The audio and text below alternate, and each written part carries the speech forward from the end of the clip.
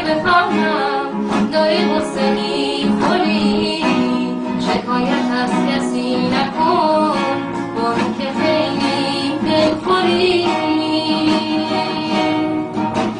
دلت نگیره مهربون، عاشقتم اینو بدون، دلم گرفته میدونی از هم جدا کردنمون.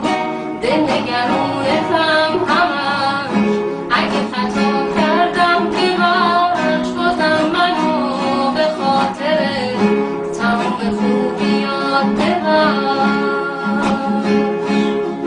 منو